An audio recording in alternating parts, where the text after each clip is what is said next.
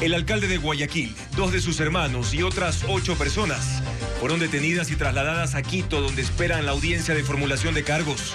La fiscalía los investiga por presunta delincuencia organizada con fines de lavado de activos, un nuevo caso denominado goleada. Horas antes de ser detenido, Aquiles Álvarez pidió licencia sin sueldo desde hoy hasta el 24 de febrero. Mañana, el Consejo Cantonal de Guayaquil sesionará para encargar la alcaldía a la vicealcaldesa Tatiana Coronel.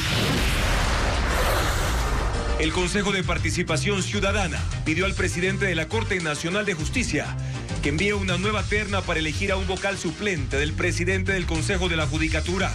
Desde esta madrugada, el organismo está encabezado por el exdirector del SRI, Damián Larco.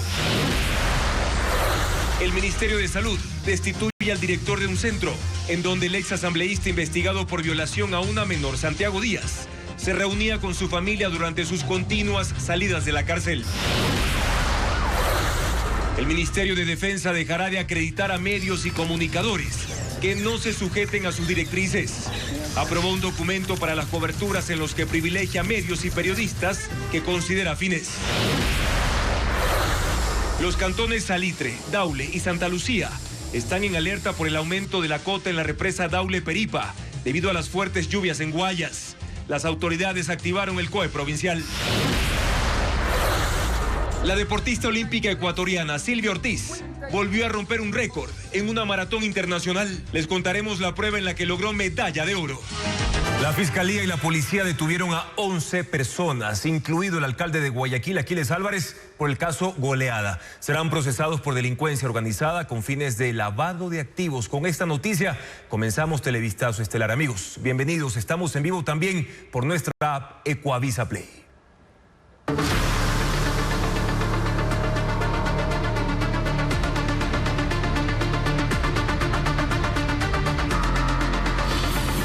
Aquiles Álvarez, nuevamente detenido.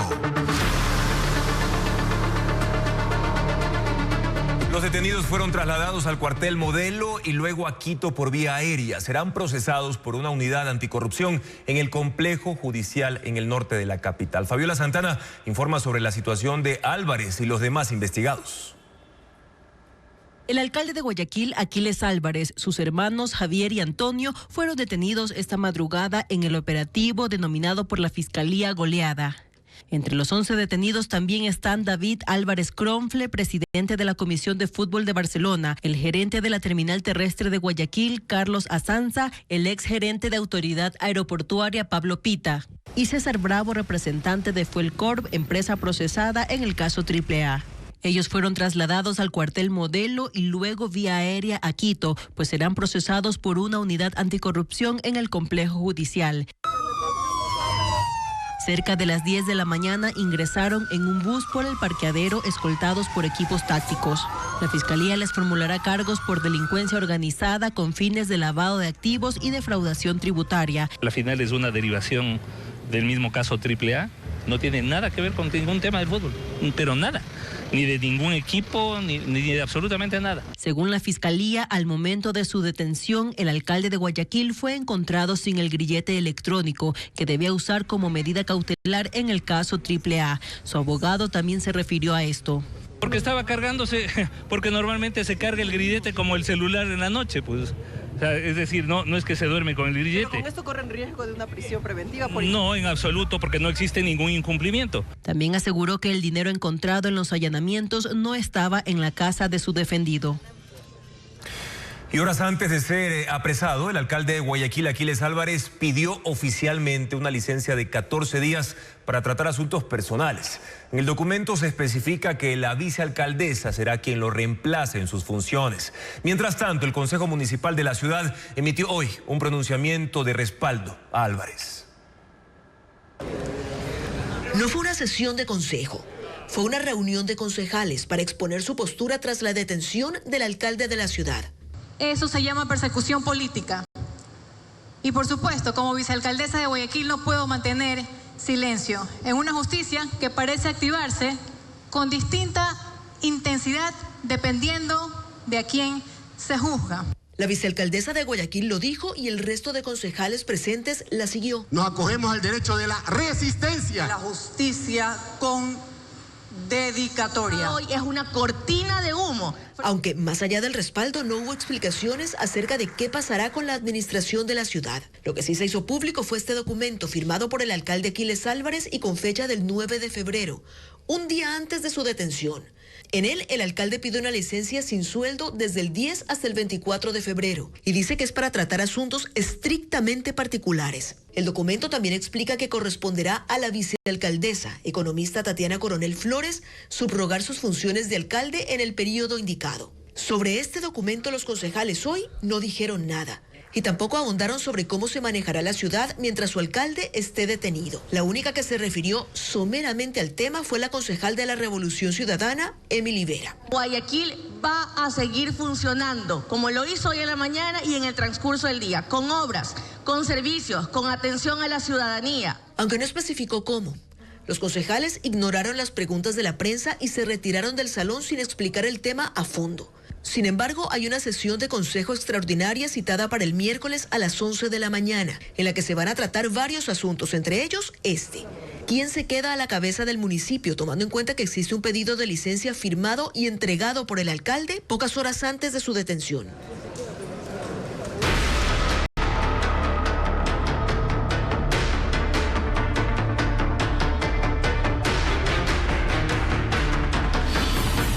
Cortázar, de cara a la justicia.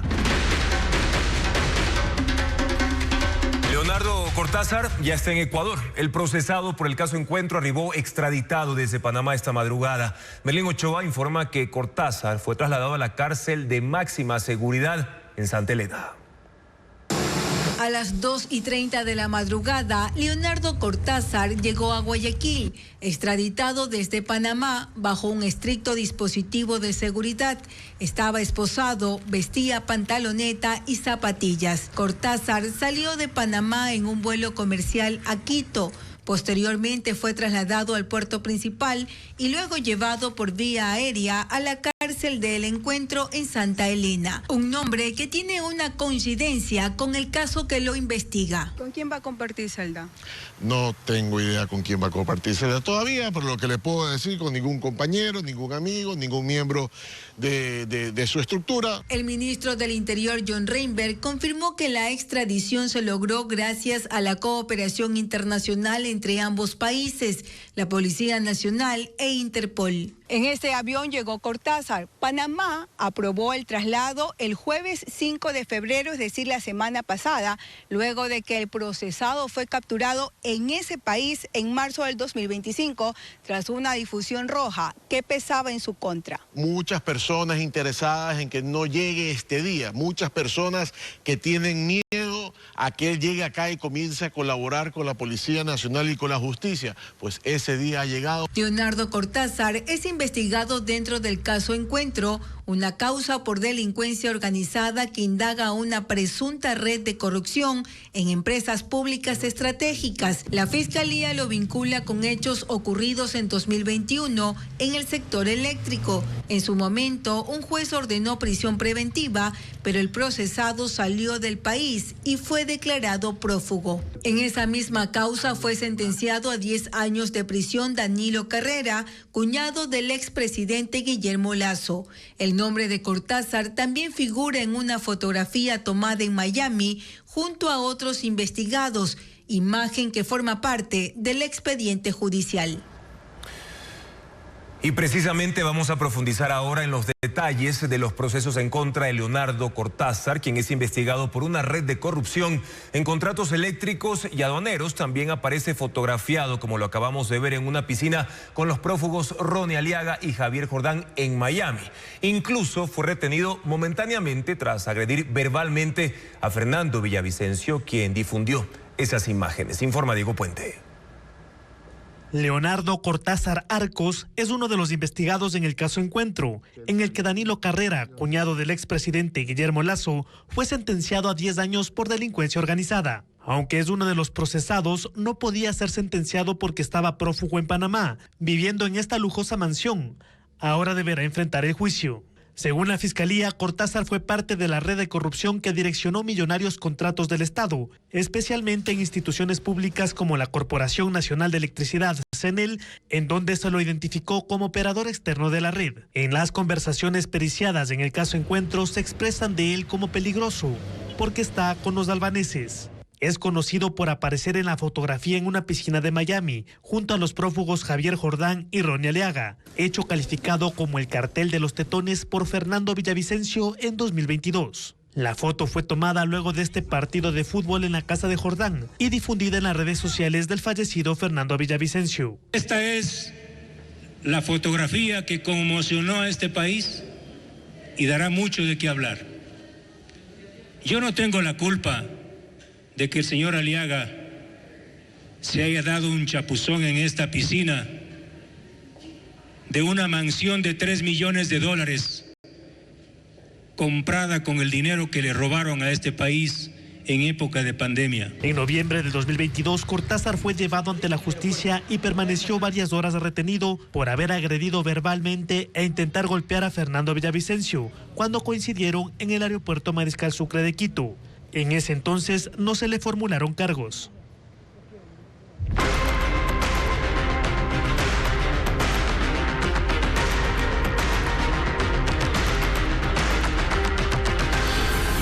Judicatura.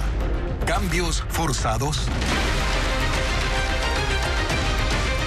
Esta madrugada se concretó el nombramiento de un nuevo presidente temporal del Consejo de la Judicatura, luego de haber dejado fuera a la alterna Alexandra Villasís con un recurso que ya se había usado antes. Se trata de un impedimento en el Ministerio del Trabajo. Damián Larco, exfuncionario del gobierno de Daniel Noboa, preside el organismo y hoy ya dirigió su primera sesión. Esta madrugada, los 4 vocales del Consejo de la Judicatura se autoconvocaron a sesión para nombrar presidente temporal. Eligieron a Damián Larco, quien no proviene de la terna de la Corte Nacional, sino del Ejecutivo, y fue funcionario del gobierno de Daniel Noboa como director del SRI. Les agradezco a cada uno de ustedes, compañeros, por la confianza y el apoyo para asumir este encargo.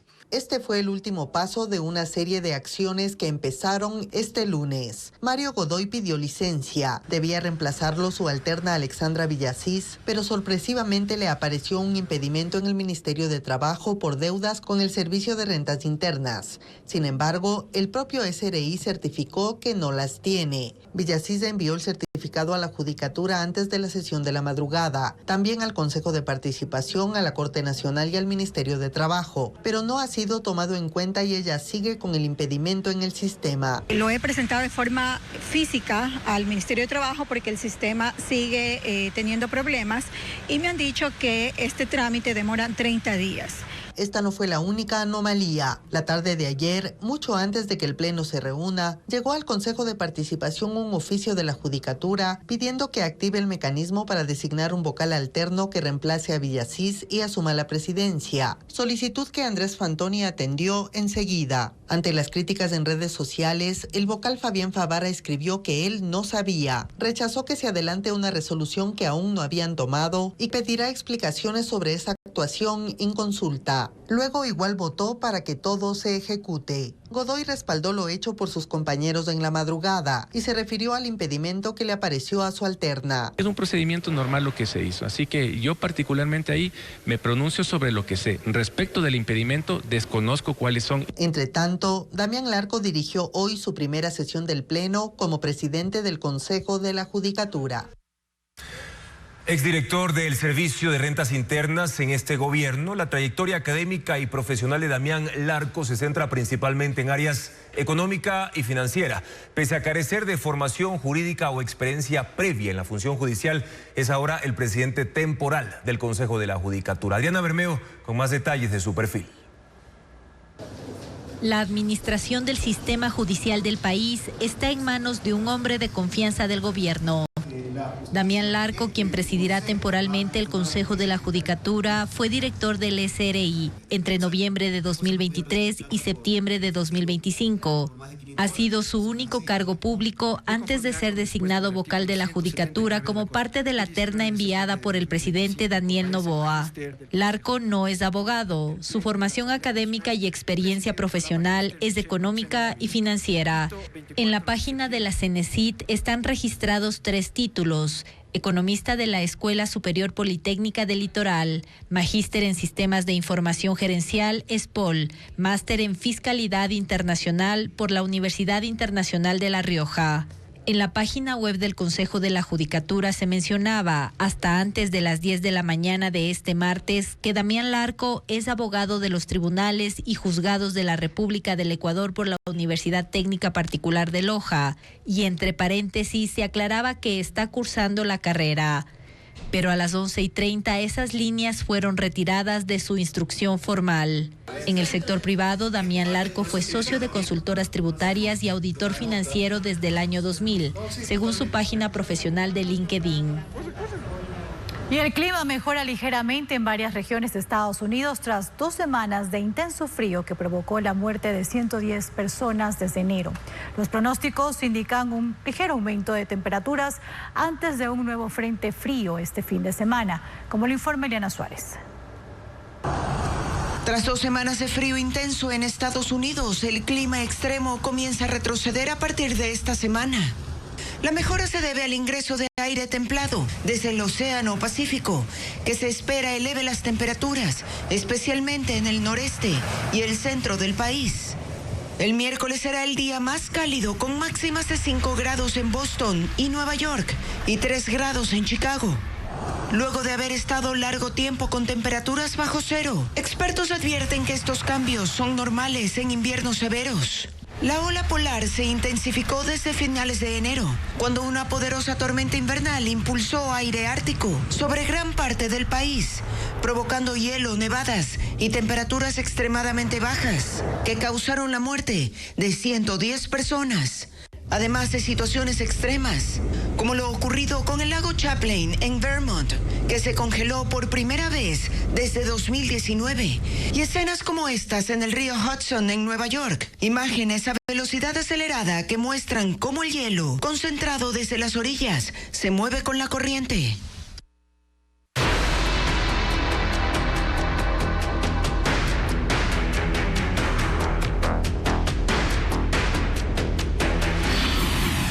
ANT, un retorno paulatino. Los trámites en la Agencia Nacional de Tránsito se reanudan gradualmente. Desde hoy, los usuarios podrán realizar al menos 6 gestiones adicionales. Aún no hay fecha para restablecer todos los servicios, lo que todavía mantiene en vilo a muchos ciudadanos. Carla Delgado da seguimiento a este tema. Los trámites en la Agencia Nacional de Tránsito se reanudan, sí, pero de manera gradual. Desde este martes se habilitó la atención presencial en la agencia matriz en Quito. Los servicios habían sido suspendidos desde el pasado 30 de enero, tras los allanamientos realizados en la entidad.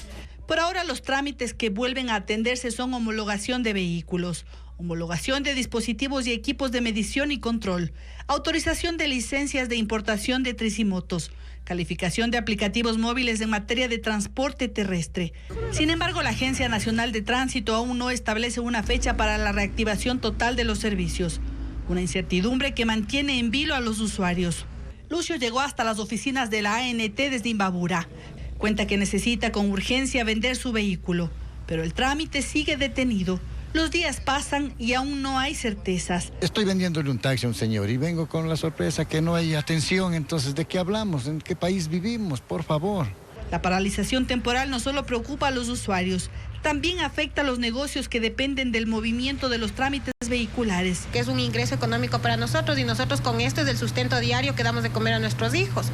Por ahora la entidad pide a los usuarios mantenerse atentos a los canales oficiales, donde se anunciará cuando ocurra la apertura de otros trámites, mientras aún se desconocen detalles sobre los cambios en el sistema, que según las autoridades permitía ser vulnerado.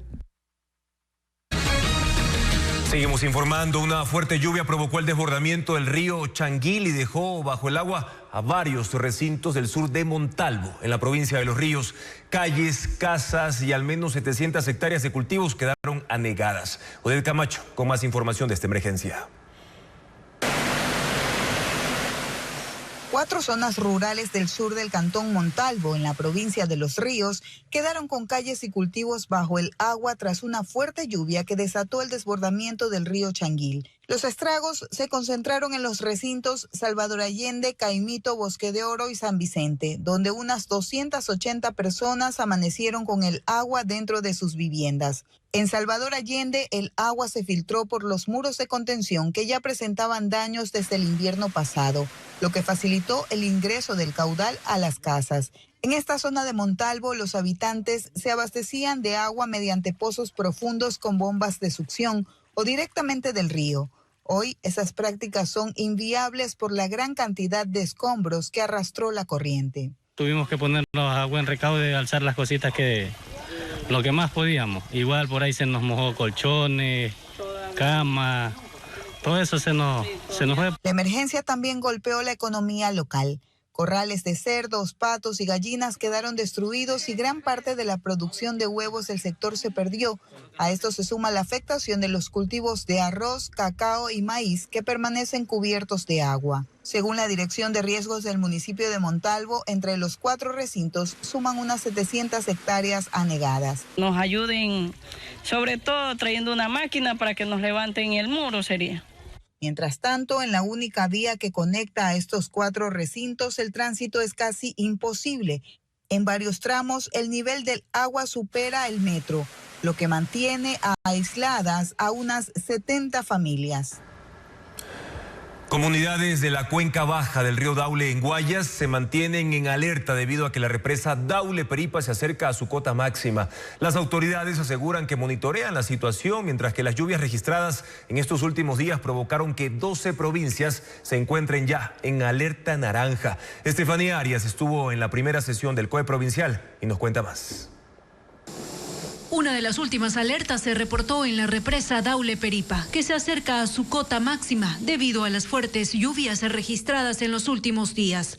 Según la Corporación Eléctrica del Ecuador, CELEC, el embalse se encuentra en los 74.8 metros sobre el nivel del mar y su nivel máximo es 86. Esto llevó a los cantones de Santa Lucía, Salitre y Daule a mantenerse en alerta, pues se ubican en la cuenca baja del río Daule y deben estar preparados en caso de que se requiera una descarga de la represa, afirmó la prefectura del Guayas. Estamos monitoreando lo que pasa con Daule Peripa, que su cota está aumentando. ¿Por qué? Porque sus descargas tienen que ser controladas en algún momento determinado y coordinar con las autoridades locales. En 2025, Santa Lucía reportó 9.000 personas afectadas y Salitre perdió cientos de hectáreas de arroz debido a las inundaciones. Este martes se instaló la primera sesión del COE provincial de Guayas, precisamente para coordinar los mecanismos de respuesta. Esto luego de que además la Secretaría de Gestión de Riesgos emitiera alerta naranja en 12 provincias del país debido a las lluvias del fin de semana. El mapa de amenazas nos indica 205 cantones con susceptibilidad de muy alta ante inundaciones en 23 provincias. Hasta el momento, Guayas es una de las más afectadas. La prefectura ya reporta 15 emergencias, como el desbordamiento del río Chilcales en el cantón El Triunfo. Al parecer, por consecuencias, lamentablemente, irresponsabilidades humanas de abrir canales donde no tienen que abrirlos. Agregó que más de 400 personas han sido atendidas en Guayas debido a las afectaciones invernales. Por ahora, el plan de acción por la época lluviosa está activado. Con Cuba, con Irán, con todos los pueblos.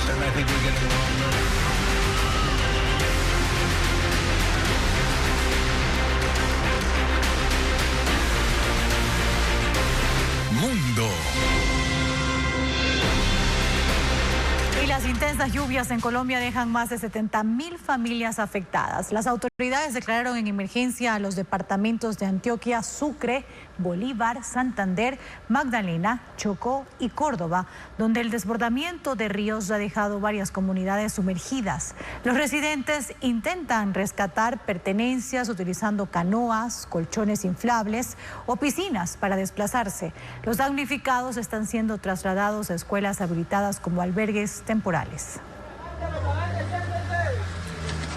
Centenares de venezolanos exigieron en la calle la liberación de los presos políticos, incluido Juan Pablo Guanipa, quien fue recapturado horas después de su excarcelación por declarar en contra del régimen chavista. Esta mañana Guanipa fue llevado a casa de su hijo bajo un régimen de arresto domiciliario, y esto ocurre mientras la Asamblea ha postergado la sesión prevista para hoy de iniciar el debate y aprobación final de la ley de amnistía para presos políticos. El reporte con Pedro Jiménez.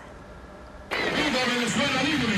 ¡Viva Venezuela Libre! Se escuchaba en una plaza de Maracaibo, donde centenares de ciudadanos se reunieron para exigir la liberación de los presos políticos. Son casi 700 personas que deberían salir de las cárceles entre hoy y mañana, según los cálculos que en su momento hizo el régimen a partir de los tiempos para el debate final y la aprobación de la ley de amnistía. Pero la sesión prevista para hoy ha sido postergada sin mayores explicaciones. La siguiente jornada será recién el jueves, y quienes esperan la salida de sus familiares se sienten engañados. La Conferencia Episcopal Venezolana instó al gobierno a evitar señales contradictorias, así como mensajes erráticos en el proceso de amnistía. Monseñor Jesús González dijo que debe haber signos hacia una verdadera reconciliación. Pues aunque decenas de hombres y mujeres fueron liberados en el fin de semana, uno, el ex gobernador de Zulia y dirigente del opositor Partido Primero Justicia, Juan Pablo Guanipa, fue recapturado por cuestionar al gobierno. El ministro del Interior, Diosdado Cabello, señaló que con eso violó las condiciones de su liberación. Creyeron que pueden hacer lo que les da la gana y embochinchar el país. Aunque según la familia no estaba impedido de hacerlo. Hoy lo soltaron nuevamente y está en casa de su hijo Ramón en Maracaibo, pero en arresto domiciliario. Él exige que su libertad sea total. Ya se sienten los primeros efectos del desabastecimiento de combustible para aviación en Cuba. La primera empresa en comunicar la suspensión de operaciones es Air Canada, mientras que viajeros con vuelos desde Europa han dicho que algunas aerolíneas no les garantizan el regreso. Además, agentes de viajes temen la cancelación masiva de tours a la isla. El gobierno cubano acusa a Estados Unidos por el bloqueo que les impide tener un normal abastecimiento de combustibles, y ha dicho que esta situación puede durar un mes. El rey Carlos III de Inglaterra está dispuesto a colaborar en la investigación contra su hermano Andrés por sus vínculos con el depredador sexual Jeffrey Epstein.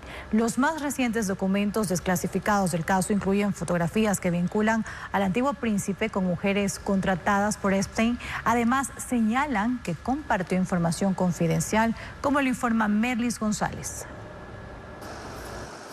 Los archivos de Jeffrey Epstein sacuden una vez más a la familia real británica. Andrés, el hermano del rey Carlos III, aparece en varias fotografías y en una de ellas está de rodillas sobre una mujer no identificada, como evidencia de sus vínculos con el depredador sexual.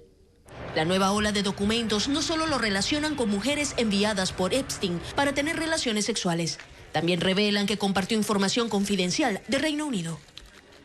El Palacio de Buckingham respondió diciendo que la familia real está dispuesta a colaborar en la investigación y que si la policía se comunica con ellos, la apoyarán. La vocería agregó que el rey Carlos III está preocupado por las acusaciones contra su hermano, pero que siempre ha estado y estará del lado de las víctimas. Andrés fue despojado de sus títulos reales, excluido de las reuniones familiares y expulsado del palacio en noviembre del año pasado por las acusaciones que él siempre ha negado. Las investigaciones avanzan también en Estados Unidos, donde numerosas personalidades, incluyendo el presidente Donald Trump, aparecen en los documentos. Ghislaine Maxwell, exnovia de Jeffrey Epstein, compareció ayer de manera remota ante legisladores de la Cámara de Representantes. Se negó a responder todas las preguntas, invocando su derecho a guardar silencio para no autoimplicarse. Sin embargo, su abogado declaró que la condenada a 20 años de prisión dijo que si el presidente Donald Trump le concede clemencia, ella limpiaría su nombre de cualquier irregularidad relacionada con el caso. Y en Brasil, la policía de Sao Paulo arrestó al piloto de un avión minutos antes del despegue. Agentes ingresaron a la cabina de la aeronave para capturar a Sergio Antonio López, un hombre de 60 años acusado de liderar una red de pedofilia que operaba desde hace 8 años. Hasta el momento, la policía ha identificado a 10 víctimas. Merlis González tiene los detalles.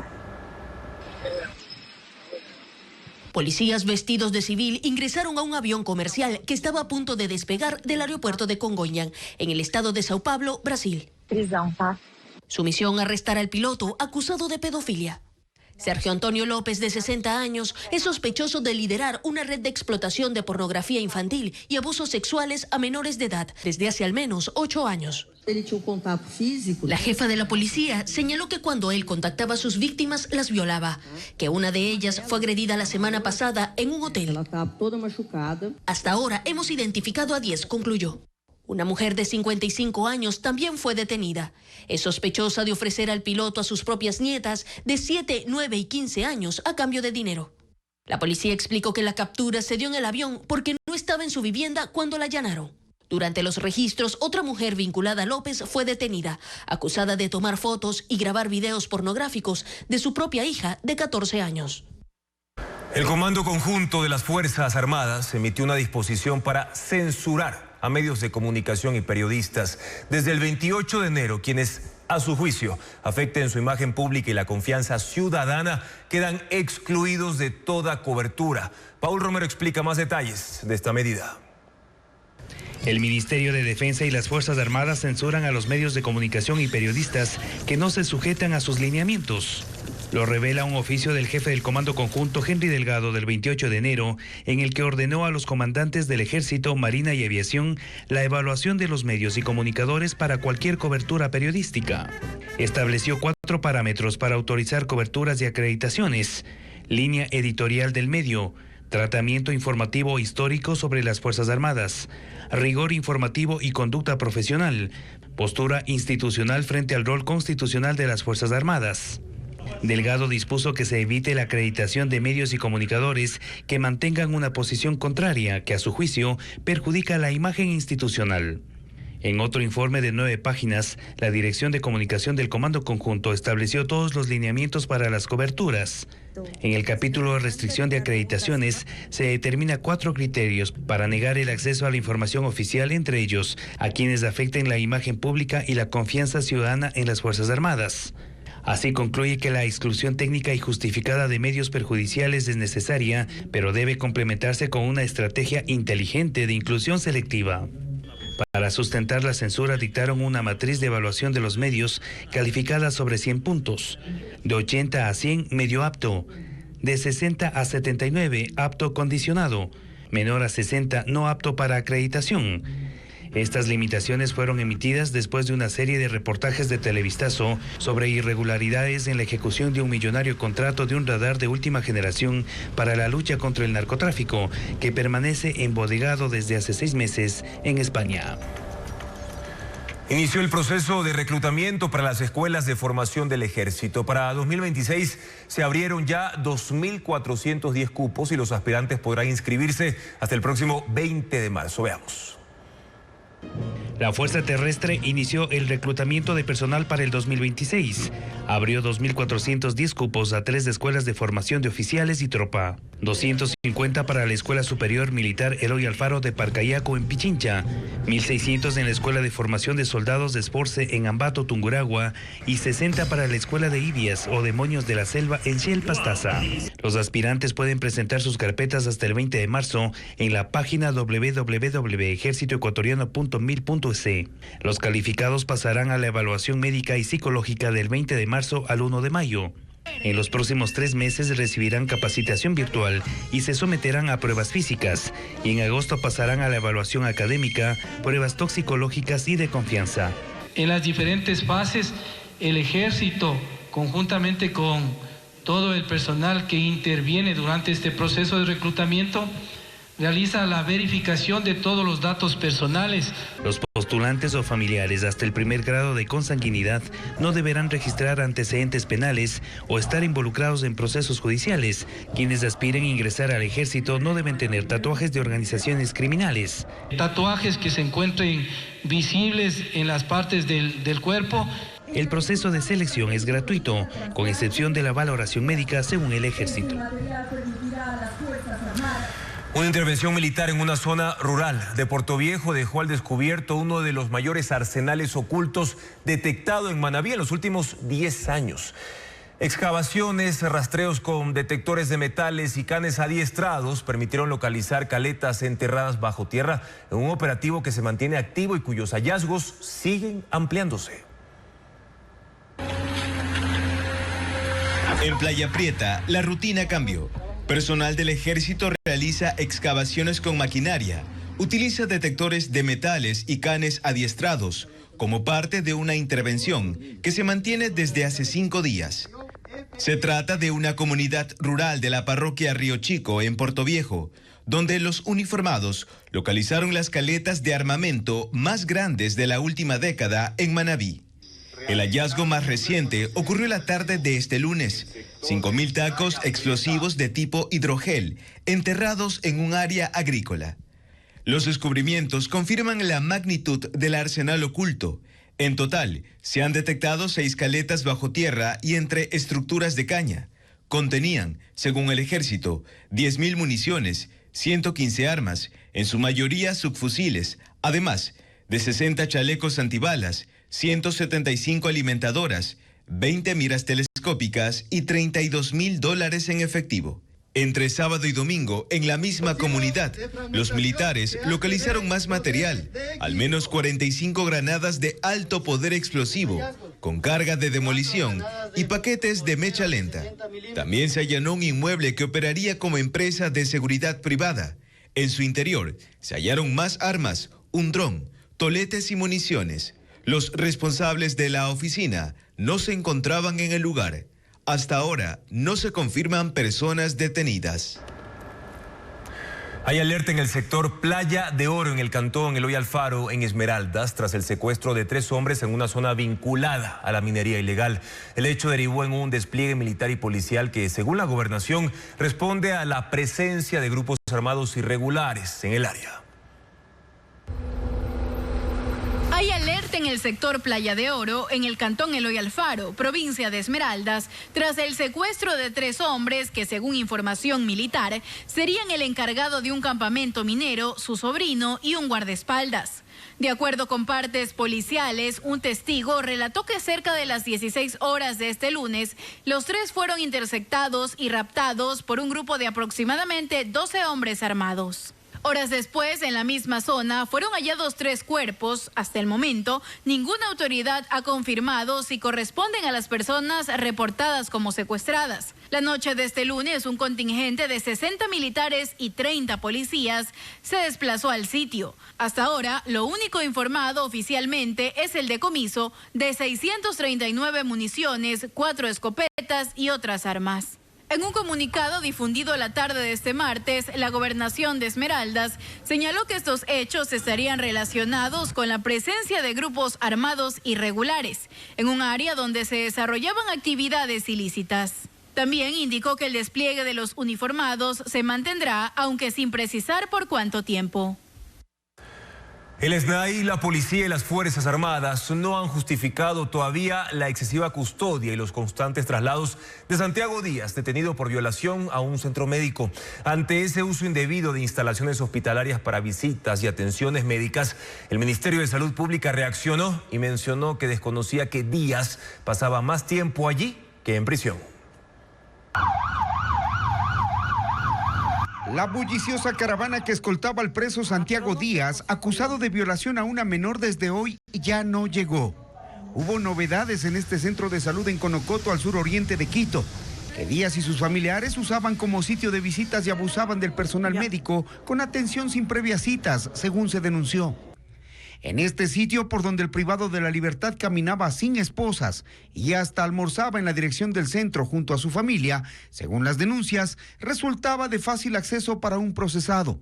Hoy acudimos en busca del director Andrés Vinuesa, concuñado de Díaz. Queríamos tener respuestas sobre el mal uso de bienes públicos. Los guardias que abrían las puertas de par en par a un detenido y su caravana, a la prensa la cerraron. Por el momento no puede bajar nadie. ¿Ya? Eso es mi señor. ¿No nos van a atender? No, mi señor. Antes había llegado el director zonal en busca de informes, pues el Ministerio de Salud no conocía que Santiago Díaz alternaba su medida cautelar entre la cárcel y este centro de salud. Al director del centro le pidieron explicaciones e informes que él telefónicamente y a breves rasgos comentó. Entonces, en este informe yo presento todos los documentos y todos los descargos que justifican el ingreso del paciente y las terapias que recibió en su momento. ¿Y qué tendría que decir frente a la familiaridad con el señor Díaz? Absolutamente nada, porque fue tratado como paciente. Pero bueno, no le puedo dar más información por teléfono. Más tarde, la ministra de Salud encargada, María José Pinto, emitió este comunicado en el que rechaza el uso y abuso de poder de las autoridades de las unidades de salud que buscan satisfacer necesidades personales y dispuso la destitución de Andrés Vinuesa, el director. La sorpresa del ministerio que muestra en su comunicado contrasta con la realidad de los pacientes que se sienten discriminados. Mientras que nosotros necesitamos, sea de la tercera edad que venimos, que estamos enfermos, no nos dan. ¿Y quién es él para que le haya dado ese privilegio de que esté siendo atendido? Y es más, encontrándose aquí con la familia. ¿Qué es eso, señores? SNAI, pese a los múltiples pedidos, no ha explicado el porqué de los beneficios de un detenido por violación. Tampoco el Ministerio del Interior por qué 10 policías y 6 militares acompañan a Díaz en sus salidas constantes de la cárcel.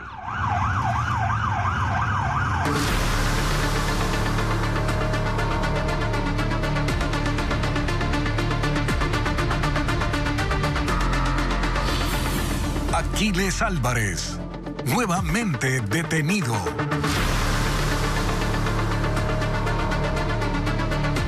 Les recordamos, amigos, que estamos en vivo también por nuestra app Ecuavisa Play. Nos pueden ver desde cualquier dispositivo móvil. Asambleístas y autoridades seccionales del correísmo cuestionaron la detención del alcalde de Guayaquil, Aquiles Álvarez, y acusaron al gobierno de persecución. Por su parte, el oficialismo rechazó esas acusaciones y afirma que espera las respuestas de Álvarez a las denuncias en su contra. Más información con Patricio Díaz. A la puerta de la Unidad Judicial Norte, en Quito, estaban asambleístas y líderes de la Revolución Ciudadana respaldando al alcalde de Guayaquil, Aquiles Álvarez. Antes, en la asamblea, ya expusieron sus críticas a que esta detención coincida con el juicio político a Mario Godoy y los cambios en la judicatura durante la madrugada. Acusan al régimen de persecución política. Raúl Chávez es uno de los legisladores más cercanos al alcalde. Es parte de las bombas de humo que busca implementar el gobierno y todos sus aliados para desviar la atención de los casos que realmente importan. Utilizan como herramienta la persecución judicial y en este caso contra los principales opositores. Y quisieron evidenciar su rechazo también en el Pleno, aunque el tema era otro y a pesar de los pedidos del presidente de la Asamblea. Asambleísta, por segunda vez le voy a pedir que se remita al punto del debate. Preso al principal opositor al régimen de Daniel Noboa. Con muchísima pena, al que en las urnas su intervención termina en este momento. Les pido, asambleístas, que por favor se puedan remitir al punto del debate. En el oficialismo también se pronunciaron sobre el caso del alcalde. Negaron persecución. Es lo que han venido diciendo siempre, que quieran unir esto al caso de Mario Godoy es completamente, no tiene absolutamente nada que ver, tomando en cuenta que la instalación de los relatos de persecución política es la primera línea que ellos tiran. Se aseguran que el tema no es un caso político, sino judicial y esperan, dicen, que la justicia responda a las dudas, pero también el alcalde. ¿Qué hacía Aquiles Álvarez sin grillete y con bolsas con cientos de miles de dólares en efectivo en su poder? Pero creo que las respuestas principales estarán por parte de Fiscalía. Las autoridades seccionales del correísmo también respaldaron a Álvarez. Uno de ellos, el alcalde de Quito, Pavel Muñoz, en su cuenta de X dijo: la gente quiere justicia, sí, pero justicia de verdad, con pruebas, debido proceso y sin persecución política. Cuando la justicia se vuelve herramienta de la peor política, la ciudadanía pierde el país, perdemos todos. El presidente de la República y ministros que han mantenido pugna con Álvarez no se han pronunciado sobre su detención. El caso Goliat es el segundo proceso judicial que enfrenta el alcalde de Guayaquil y por el que está detenido actualmente. El primer caso es el denominado como AAA, en el que varias veces se ha frustrado la instalación de la audiencia de juicio. En ese proceso, la Fiscalía investiga un presunto tráfico de combustible. Diego Cuenca informa que continúa a la espera para que el tribunal fije una nueva fecha para iniciar la etapa de juzgamiento.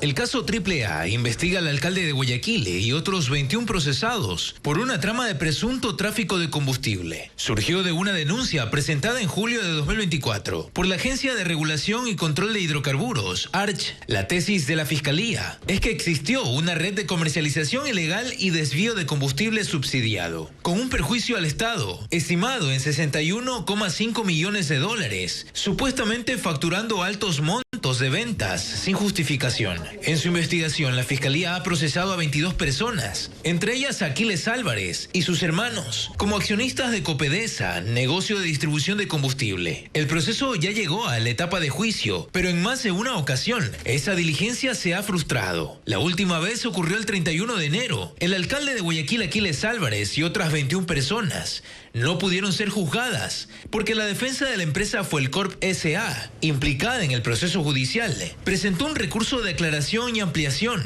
que planteó la nulidad del Tribunal Penal, pero los jueces negaron ese pedido porque lo consideraron improcedente. Fuelcorp es la compañía acusada de comprar combustible a 4 proveedores que no están autorizados. Uno de ellos es Copedesa. El director ejecutivo de la ARCH, Cristian Puente, cuestionó en redes sociales que 14 veces se ha diferido el juicio e insiste en fijar una fecha para que se retome la audiencia. Ahora que se resolvió esa solicitud del representante de Fuelcorp, el Tribunal Penal deberá establecer el día y la hora para, en otro intento, iniciar con el juzgamiento contra el alcalde de Guayaquil y otras 21 personas. Además, la Fiscalía pidió una audiencia para revisión de medidas cautelares, luego de que este martes a Aquiles Álvarez lo detuvieron en su casa, sin grillete. A 3 integrantes de la banda criminal Los Lobos le dictaron prisión preventiva por el asesinato de Fernando Villavicencio. Según la Fiscalía, coordinaron el ataque de agosto de 2024. Les contamos lo que ocurrió en la audiencia que se llevó a cabo esta mañana. En Quito, un juez dictó prisión preventiva contra alias Pipo, alias Lobo Menor y alias Gordo Luis. Según la Fiscalía, los 3 son integrantes del grupo criminal Los Lobos y desde ese martes están procesados por el asesinato del ex candidato presidencial Fernando Villavicencio. Su madre reaccionó al dictamen. Y no va a quedar así, porque lo que hizo mi hijo no era poca cosa. Él dio el amor por el país y debe el país ser agradecido con él. En la audiencia de vinculación y formulación de cargos, que fue reservada, la Fiscalía argumentó que los 3 procesados coordinaron el ataque con el apoyo de grupos armados irregulares por pedido de Javier Jordán, el exministro del correísmo José Serrano, el exasambleísta Ronnie Aliaga y Daniel Salcedo, a cambio de dinero, en una cantidad que aún no se ha determinado. El abogado de las hijas de Villavicencio describió el rol de los autores materiales. Primero fue Echeverría, alias Pipo, quien autorizó que salga el dinero. Entregaron el dinero al señor alias Lobo Menor Aguilar. Aguilar entregó a Gordo Lucho para que vaya a Colombia y entrega a los sicarios. Fiscalía también aseguró que alias Gordo Luis entregó dinero a una disidencia de las FARC para que contraten a los sicarios que dispararon contra Villavicencio. Por ahora, alias Pipo está en una prisión en España desde noviembre del año pasado, luego de fingir su muerte. Lobo Menor está prófugo luego de que quedó en libertad por una decisión judicial, mientras que Gordo Luis está preso en la cárcel del Encuentro, en Santa Elena. El juez dispuso que se extienda la instrucción fiscal 30 días más y, según informó en redes la Fiscalía, reforzó las medidas de seguridad para las hijas de Villavicencio, aunque los detalles se mantienen en reserva.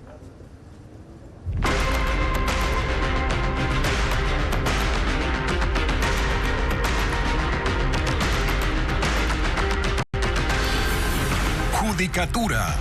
Cambios forzados. Finalizó la fase de testimonios y revisión de pruebas en el juicio político en contra de Mario Godoy en la Comisión de Fiscalización de la Asamblea Nacional. Este martes tampoco comparecieron los testigos convocados por los interpelantes, cerrando así la jornada. Patricio Díaz precisa que la comisión tiene ahora 5 días para presentar su informe, pero podría incluso solicitar una prórroga. La sesión final de testimonios y sustanciación de pruebas fue rápida y sin los sobresaltos de otros días. Los testigos convocados por los interpelantes no llegaron nuevamente. Con eso se cerró esta fase del juicio político contra el presidente de la Judicatura. A partir de ahora, la Comisión de Fiscalización tiene 5 días para presentar un informe al Pleno. Si vemos en estos 2 o 3 días siguientes que realmente vamos a necesitar más tiempo, bueno, ahí el presidente de la comisión convocará una sesión con la finalidad de poder determinar si es necesario o no tener estos 5 días de plazo como prórroga. La comisión tiene 3 opciones. El archivo del proceso, que es inmediato. El que el juicio pase al Pleno y un informe de posturas si no hay los votos para ninguna de las 2 anteriores. Ese documento también va al Pleno para que decida si sigue el juicio o no. Según el presidente de la Judicatura, Mario Godoy, presentó las suficientes pruebas para que se archive el proceso en su contra. Aunque la oposición acusa al oficialismo de apoyar al funcionario, él niega cualquier contacto con legisladores. Yo no me he acercado a ningún asambleísta de ADN o de otra bancada a solicitar que me apoyen. Yo no estoy buscando los votos. Los interpelantes aseguran que entre las pruebas clave están los testimonios del juez Carlos Serrano y Cristian Fierro. El uno se quedó sin seguridad y el otro fue suspendido luego de la sentencia del caso de Yesdimir Cerdán. A pesar de ello, temen que se archive el proceso y no pase al Pleno. Ellos tienen ahora esta prueba de fuego. Nosotros ya cumplimos y probamos que él es culpable de presionar a jueces para favorecer a narcotraficantes. En la comisión niegan cualquier parcialidad en el proceso. Confirman que los 5 legisladores de ADN que están en la mesa son quienes presentarán parte de los argumentos para que la bancada decida si va por la censura o salva al funcionario. Y el Consejo de Participación Ciudadana pidió al presidente de la Corte Nacional de Justicia que remita una terna para designar al vocal suplente del presidente del Consejo de la Judicatura. Paul Romero explica que esto sucede tras el impedimento para que Alexandra Villasís, vocal suplente, asuma esas funciones. En sesión extraordinaria y de forma virtual, el Consejo de Participación Ciudadana y Control Social solicitó este martes al presidente de la Corte Nacional de Justicia, Marco Rodríguez, que remita la terna para designar al vocal suplente del titular del Consejo de la Judicatura. La resolución fue aprobada con votos de los consejeros Andrés Fantoni, Yasmín Enríquez, Joana Verde Soto, David Rosero y Roberto Gilbert, que respondieron de forma favorable a la solicitud del director del Consejo de la Judicatura, Jorge Maruri, para solicitar la terna y prevenir una cefalía en el organismo. Lo corresponde, según la normativa, es activar el mecanismo de selección según lo establecido en el artículo 12 del reglamento de la selección de vocales del Consejo de la Judicatura. Este pleno está dando cumplimiento a lo solicitado por el representante legal, judicial y extrajudicial, no solamente del Consejo de la Judicatura, sino de la función judicial. La consejera Piedad Cuarán votó en contra y Nicole Bonifaz se abstuvo. Así, el Consejo de Participación se activó de inmediato ante el impedimento para ejercer el cargo de la vocal suplente Alexandra Villasís. Televistazo consultó al presidente de la Corte sobre la resolución del Consejo de Participación y si remitirá la terna, pero no contestó hasta el cierre de este reportaje. El Consejo de Administración Legislativa, el CAL, inadmitió por tercera vez el juicio político al Consejo de Participación Ciudadana. La decisión se tomó con base en un informe de la Unidad de Técnica Legislativa que señaló que las pruebas anunciadas estaban incompletas. El legislador correísta Luis Molina, quien presentó la solicitud, aseguró que fueron las mismas pruebas presentadas en los 2 pedidos anteriores y que no tuvieron observación. Insistió en que hay un interés del oficialismo por blindar al Consejo de Participación. El correísmo ahora no insistirá en una nueva petición. En otros temas les contamos que ya está habilitado el portal web para postular al programa de becas de tercer nivel del municipio de Guayaquil. Hay 29 carreras disponibles. Además, el Ministerio de Salud generó una red de apoyo psicológico y psiquiátrico también accesibles a la población a través de una línea telefónica gratuita. Estefanía Arias con más detalles de estos y otros servicios. Desde este martes, el municipio de Guayaquil habilitó un portal web para postulaciones a becas para estudios de tercer nivel. Los interesados podrán escoger entre 29 carreras habilitadas, técnicas y tecnológicas, hasta el próximo 15 de febrero. La beca será del 100%. Hay tanto en modalidad presencial como híbrida. Esta combina clases virtuales y presenciales. Los requisitos son título de bachiller o ser estudiante del último año de colegio, residir en Guayaquil, edad máxima de 50 años, y llenar ficha de inscripción que se encuentra ya en los canales oficiales del Cabildo. El Ministerio de Salud habilitó como servicio gratuito una red de apoyo psicológico y psiquiátrico que busca ayudar en crisis emocionales. Se trata de una línea de primeros auxilios enfocados en la salud mental, mas no de una terapia prolongada. Las personas deben marcar la línea 171 desde cualquier teléfono fijo o móvil y al contestar seleccionar la opción 6. Tiene cobertura las 24 horas, los 7 días de la semana. No necesita cita previa y la llamada no tiene costo. El Ministerio de Trabajo abrió un programa de becas diseñado para los artesanos de la provincia del Guayas. El programa consiste en capacitaciones especializadas en impulsar el desarrollo profesional y económico de este grupo. Hay 2.000 becas disponibles. Para aplicar, debe llenar el formulario con sus datos personales, que está disponible de forma gratuita en el sitio web de esta cartera de... Seguimos con más noticias. Exportaciones de hasta 45.000 millones de dólares en minerales es lo que proyecta el Banco Mundial para Ecuador si sus concesiones mineras a gran escala toman forma. Revisemos cuáles son los proyectos clave que se encuentran en sus etapas más avanzadas. Aunque en Ecuador solo se ha explorado apenas el 10% de su territorio, su potencial en recursos minerales es reconocido. En el país hay 5.432 concesiones mineras, la gran mayoría de minería artesanal. Solo 275 son concesiones de gran escala y de ellos 5 proyectos están en un nivel de madurez avanzado, listos o casi listos para la fase de construcción de minas.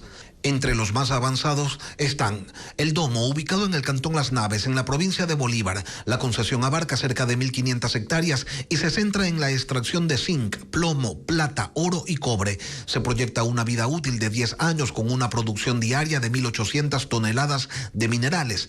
La inversión total ascenderá a 281 millones de dólares y las exportaciones alcanzarían los 1.500 millones. La concesión está en manos de capitales canadienses. Otro proyecto clave es Cascabel, en la provincia de Imbabura, con reservas de oro, plata y cobre. La concesión cubre 5.000 hectáreas, con una inversión inicial de 1.500 millones de dólares. La proyección de exportaciones suma 35.000 millones. La concesión, que estaba originalmente en manos de un consorcio australiano, hoy le pertenece a una empresa china. El proyecto Huarinza, en el cantón Limón Indanza, en Morona, Santiago, se extiende sobre 27.000 hectáreas con grandes reservas de cobre, molibdeno y oro. Se espera extraer 1.500 millones de toneladas de minerales con una inversión inicial de 3.500 millones de dólares. La concesión le pertenece a una empresa canadiense. El cuarto proyecto es Cangrejos, en la provincia del Oro, en los cantones Santa Rosa y Atahualpa, con 6.400 hectáreas y reservas de 11,6 millones de onzas de oro, equivalentes a 58.000 millones de dólares. Es la reserva aurífera más grande del país. La concesión pasó de manos canadienses a ser propiedad también de capitales chinos. El Banco Mundial, que ha estudiado el sector, señala que Ecuador podría exportar hasta 45.000 millones de dólares anuales en minerales, que permitirían una recaudación de al menos 12.000 millones de dólares en tributos, el doble del déficit fiscal. Sin embargo, la falta de permisos y los reclamos por eventuales riesgos ambientales mantienen abierto el debate sobre cómo equilibrar la prosperidad con una relación responsable con el medio ambiente. Y ahora les contamos que Carlos Michelena, el Miche, celebra 50 años de vida artística sobre las tablas, haciendo reír y reflexionar al público. El festejo será el jueves 12 de febrero en el Teatro Sucre de Quito. Ana María Palacios conversó con el artista, quien adelantó detalles de los personajes que revivirán en ese espectáculo especial. No dejan trabajar, no dejan trabajar. En su taller en el corazón del centro de Quito, nos recibe Carlos Michelena, el Miche. Entre risas y recuerdos, nos muestra con cariño a los personajes que lo han acompañado a lo largo de 50 años de vida artística. Máscaras elaboradas con sus manos, rostros que evocan a los políticos que han marcado distintas épocas del país. Estos y muchos personajes estarán presentes en su espectáculo, que compartirá escena con Ana María Valareso. Acordándonos del niño héroe que llevaba la bandera con la boca, anda nomás Lucho, anda nomás. Eso de las clases virtuales, lo que dicen las vecinas, las comadres, los viajes, al que no sabe hablar inglés como yo, lo que me tocó pasar. Pretexto para cobrar sobreprecio, coimas. Será una puesta en escena cargada de humor, picardía y una sátira social inconfundible. Esa que ha hecho de Michelena una voz crítica y querida del teatro ecuatoriano. Todos han sido cortados con la misma vaina, pan, techo y empleo. Ahora le toca al pueblo, hacia un nuevo rumbo y de tal y cual. Eslogan y eslogan, partiendo de las necesidades básicas de la gente. Maravilloso, corazón, maravilloso. Un reencuentro con su público, con la memoria colectiva y con el arte que durante 5 décadas ha sabido provocar risas, reflexión y aplausos. Un homenaje en vida a quien sigue diciendo verdades desde el escenario, con máscara, ironía y corazón. El show será el jueves 12 de febrero en Quito, en el Teatro Sucre. Como tú. Pretexto para cobrar sobreprecio.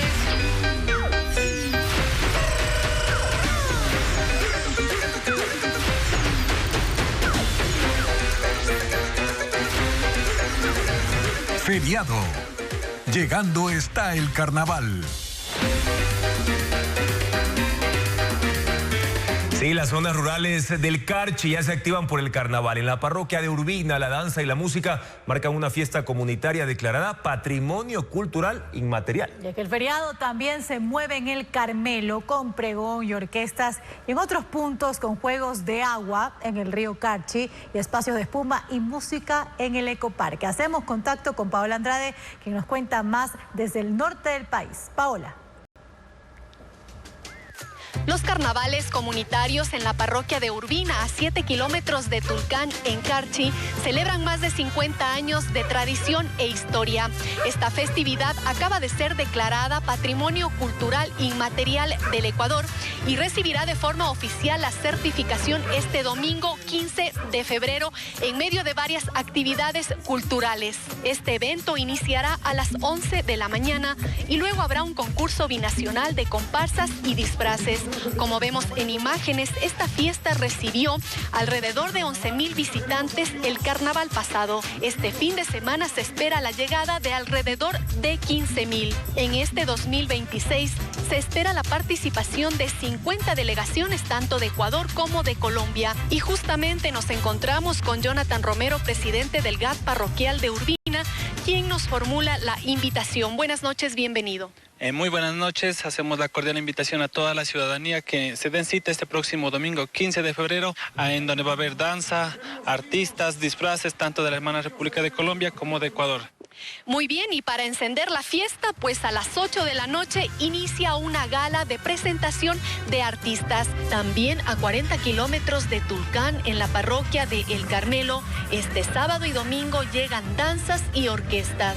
Pero hay más actividades en el Cantón Tulcán. Para el lunes 16 de febrero, el Carnaval de la Familia es otra opción que se realiza en el río Carchi, en el sector de la Planta de la Luz. Asimismo, a 7 kilómetros de Tulcán, en el ecoparque, habrá juegos, cañones de espuma y artistas. Estas son las actividades programadas en la capital carchense y a las comunidades se preparan para recibir a los turistas. Bueno, Carchi es una de las opciones para este feriado.